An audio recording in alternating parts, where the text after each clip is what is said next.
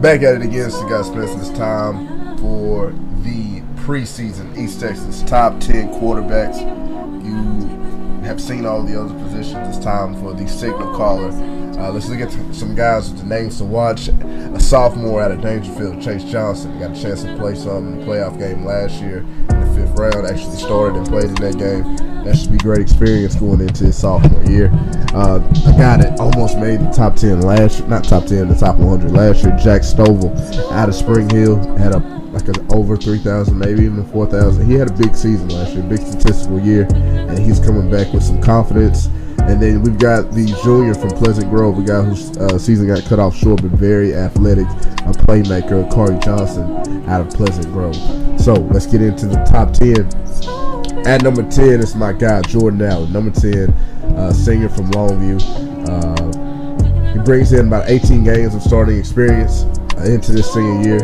He is looking to quarterback an impressive group of lettermen that comes back from Longview. He's grown. He's physically stronger. He's about 205 pounds now. His arm has gotten stronger. His anticipation has gotten better. Can he get us over the hump? You know, that's the marking of a good quarterback, is how far can you take your team? And so Longview's pretty talented this year. Can Jordan Allen do enough to get them over the hump? At number 9, Jace Mosely, senior from Hallsville. A very athletic dude, man. He doesn't look the part, but I tell you what, he started the year out kind of goofy looking. But as the season went on, he got more and more confident, and he really played strong games against Texas High and against Jacksonville. He really had some strong games there towards the end of the year, and I think he's going to grow on that confidence and make some plays going into his senior year. Andon Mata comes in at number 8. Andon Mata, big year last year, over 2,599 yards last year, 35 touchdowns and just 5 picks. Also athletic on the ground, 420 yards, 7 touchdowns. Big old arm. Went out met the match against Dangerfield last year, but he's bringing some guys back, and it'll be very interesting to see what Mata, the 6'3", 185-pound kid from West Rush, can do going into his senior year. At number 7, a guy that is a master of the triple option, and it looks like, you know, the wishbone. It looks like old school football, and it is old school football.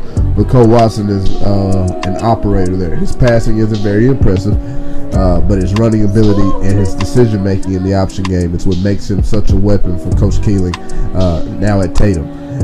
Watson just incredible last year, 1,200 yards rushing and 27 touchdowns.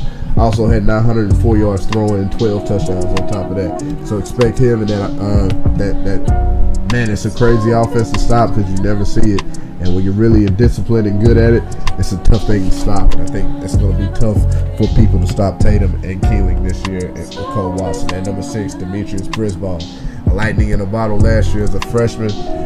Went over 1,300 yards rushing as a freshman last year. He's an incredible running threat. His passing's going to have to take a step up, you know, in order to I think, maybe take the next step. He threw for 1,001 yards, 11 picks to 5 interceptions last year, but he's got some very talented receivers, and if he can improve his passing, which he ought to. He's a freshman to sophomore year. He's going to make a jump physically, and he ought to be better throwing the ball. He's got McGregor and Berry. That's one of the best duos in East Texas, and with his running ability, the Chapel Hill offense is going to be incredible once again. At number 5, Connor Cuff, who balled out last year, 2,211 yards, 28 touchdowns, and 6 picks.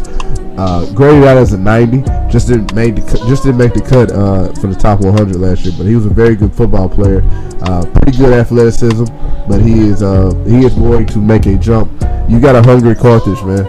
You got a hungry Surratt. You got a hungry Connor Cuff, and he's got receivers in Trail Haddon that can get the job done. I expect an improved running game from them, and with an improved running game, whenever Carthage can really be dominant running the football, they typically win the state championship. So Connor Cuff comes in, and more improved senior season, expecting big things from him. At number 4, Josh Grigg, junior from White House. Last year started the year out as a linebacker.